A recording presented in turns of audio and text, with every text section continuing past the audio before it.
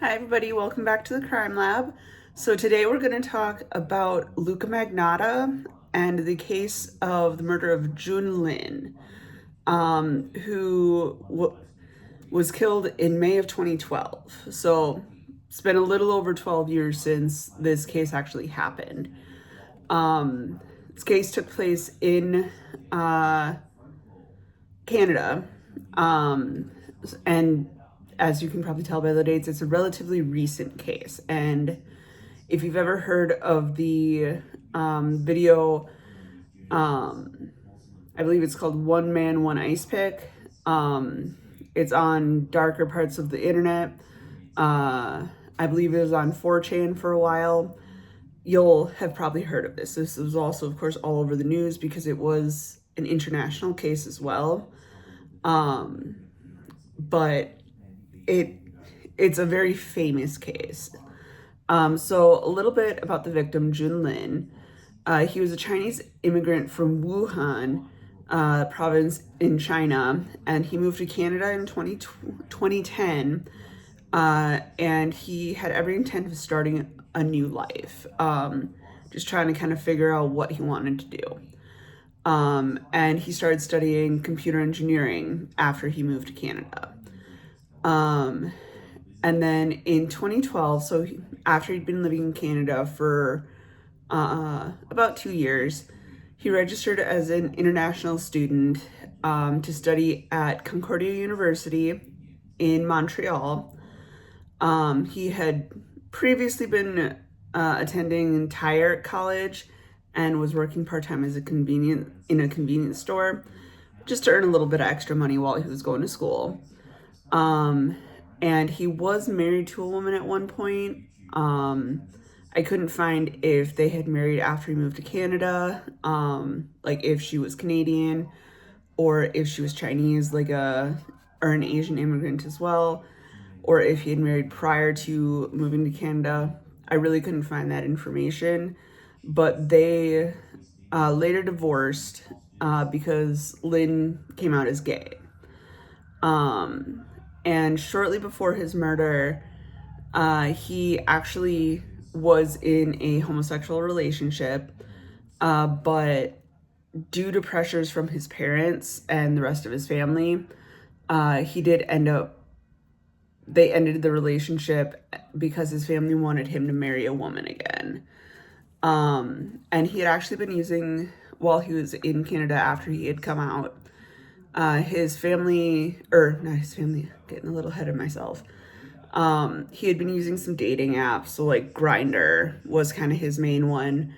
And from what authorities could figure out and from what they were able to get from Luca Magnota, that was how him and Jun Lin met after they had they had originally started talking on Grindr, and then Lin responded to an ad from Magnota about, like a Craigslist ad about sex and bondage. So they had kind of met a couple different ways. They started talking. So that's a little bit about Jun Lin prior to everything kind of going down. Now, a little bit about Luca Magnota, who is the perpetrator of this. So he was born in Scarborough, and his reported that his mother had possibly had some level of OCD and was like obsessed with cleanliness. And she would regularly lock him and his siblings outside. And his father was also diagnosed schizophrenic. So, some family issues with mental illness. And then Magnota was later diagnosed with schizophrenia and was given a disability allowance by the government, which is not unheard of for certain types of mental illness, from what I understand, in Canada. And he supplemented that income because, you're only given a certain amount. In the States, it would be like disability or welfare. You're only given a certain amount, or like Social Security. but he supplemented that income once he was done with school by doing prostitution, being in adult films, and was at one point a stripper and a model. And over the years, he decided to get some cosmetic surgeries to kind of enhance certain features. And while he was doing some modeling and some stripping, he actually made, from what I understand, 70 plus Facebook pages and a couple dozen websites to kind of boost his appearances and like sing his praises. And he would actually use those to bully and harass people online that he didn't like, and spread a lot of false information just to bring attention to himself. And he had kind of started these rumors that he was dating some very high profile women in Canada, like other like high class models and stuff like that, but all of those ended up being false. And he had some early criminal activity. So prior to the events with Jun Lin, in 2005, like I said, the events with Jun Lin happened in 2012. So 2005, he actually was born Eric Newman. So Luca Magnota, he had changed it post 2005. He was convicted on 1 count of impersonation and three counts of fraud, where he had taken advantage of a mentally disabled woman by convincing her to apply for credit cards and racking up over $10,000 in debt. He was never like put in jail, but he was given 12 months probation. And then in 2010, he posted a YouTube video titled "One Boy, Two Kittens," where he deliberately suffocated 2 kittens in a plastic bag with a vacuum cleaner. So think like a vacuum sealing bag that you use for storage and stuff like that. Same sort of idea, unfortunately. And then later he published a video where he drowned a kitten in a bathtub. So those were his prior convictions prior to the 2012 incident. So now moving on to the murder and the investigation. So Lin was last seen at the end of May, so around May 24th. And his friends around that same time got a really weird text from his phone. Unfortunately, I was not able to find what that text said and like why they found it suspicious or weird, but that's what was reported, was his friends got a weird text. And then his boss actually became suspicious around the same time because he wasn't showing up to work the following day. And his friends had gone to his apartment on the 27th, so about 3 days after he was last sighted. So last known time he was seen was the 24th. His friends went to his apartment on the 27th, couldn't find him, and then he was reported missing on the 29th. So about 5 days later, from when he was last seen, he was reported missing. And when surveillance in the area was pulled, authorities saw that Lin and Magnota were going into Magnotta's apartment. So that's kind of where they were able to find his last known whereabouts on the last day that he was seen, which was the 24th. So then on the 25th, so this would have been a couple of days before his friends went to his apartment and before he was officially documented as a missing person, a video came out on bestgore.com called "One Man, One Ice Pick." This is probably where some people have heard of Luca Magnota in the first place, was from this video, from hearing about the video, or if people have seen it. I have personally not seen it. I have no desire to see it. But it was published on the 25th, so the day after the last known sighting of Jun Lin. And in the video, it depicted a man getting stabbed repeatedly by an ice pick and a kitchen knife while tied to a bed. So it didn't say if like his hands were on the tied to the headboard and his legs to the footboard. It just said that he was tied to a bed. And then he was dismembered and necrophiled. So whoever was filming the video or somebody in the whereabouts had sex with the body. And then what was originally thought to have been the ice pick was actually turned out to be a screwdriver. It was not an ice pick anyway. And Canadian law enforcement was able to obtain a longer video than what was published. And they reported, when they were in the case notes, it was reported that there was possible cannibalism as well, on video. So then now we have kind of a timeline that we got from Magnota, that police got from Magnota, that kind of details the timeline after he killed Jun Lin. So several hours after the murder, so this would have been the 24th or the 25th, Magnota booked tickets from Montreal to Paris using his personal passport.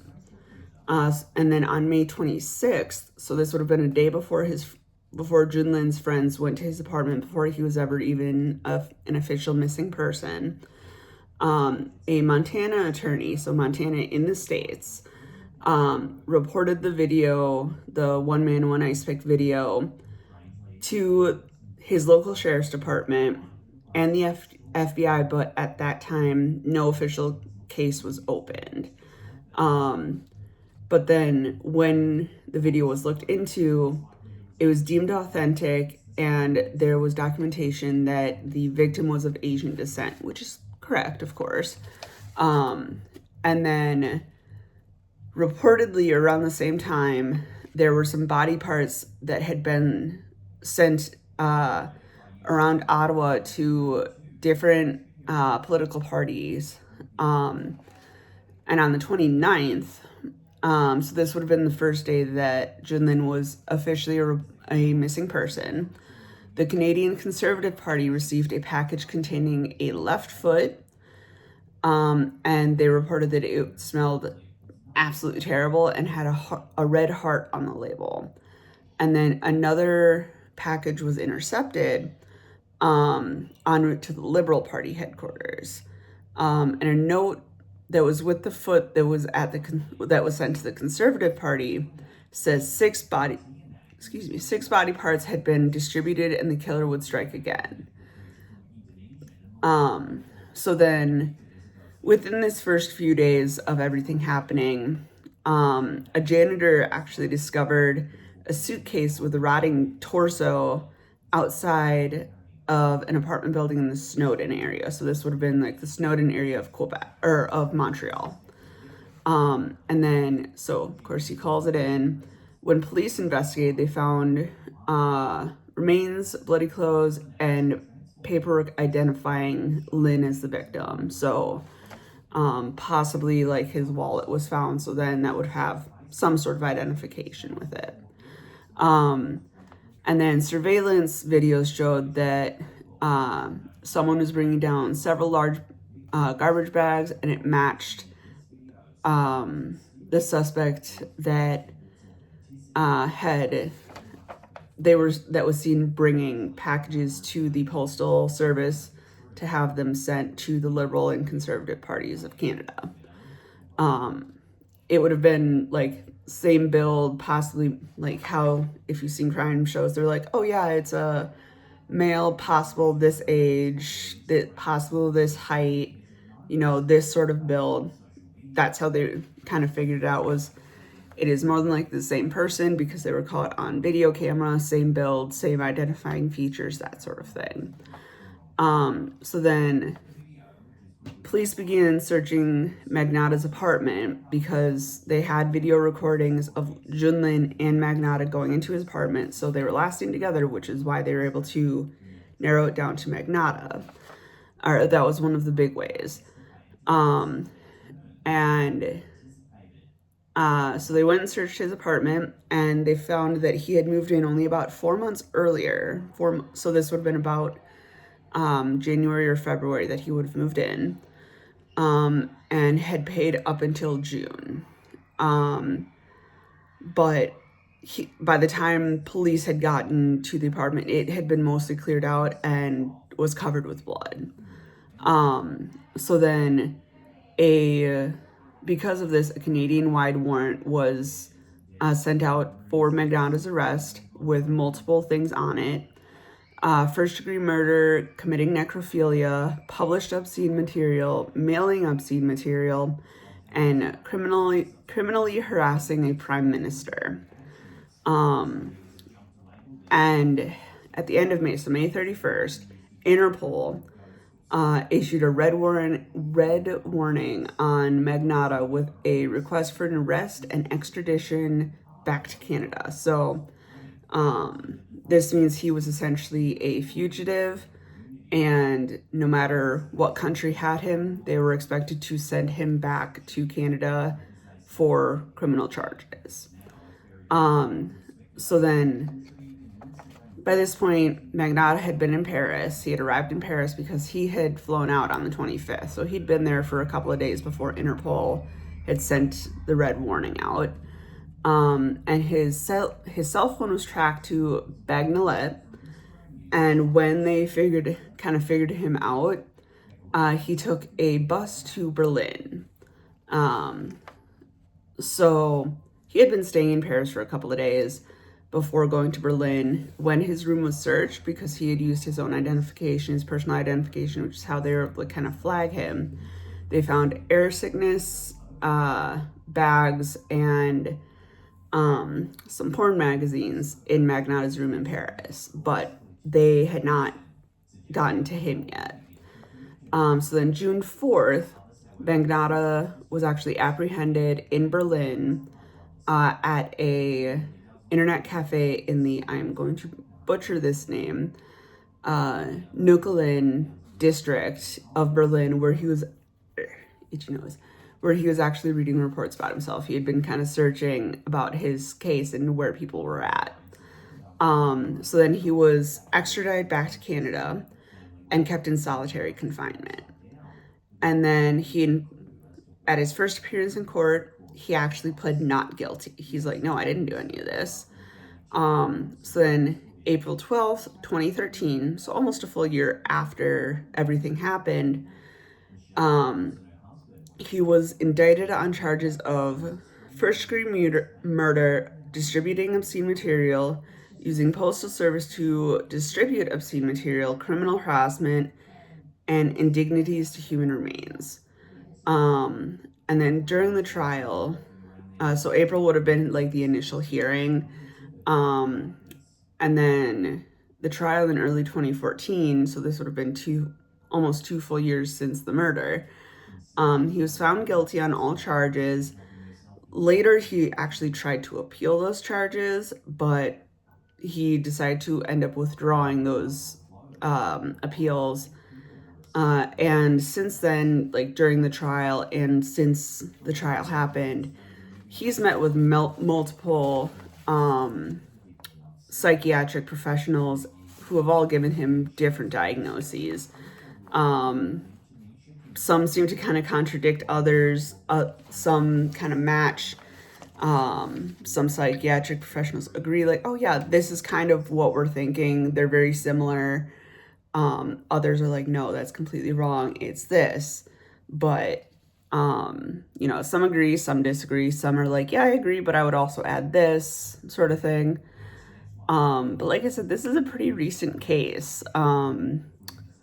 What do you guys think? What are your opinions on all of this? Do you think if he hadn't been caught, he would have struck again?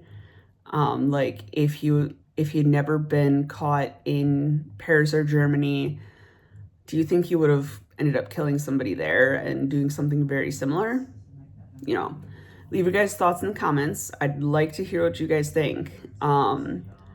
And if you guys have any like recent cases that you want me to look at within the last, 25 years, feel free to leave those in the comments as well. I'm always open for new topics and everything, so feel free to leave your opinions. Have a great day, y'all.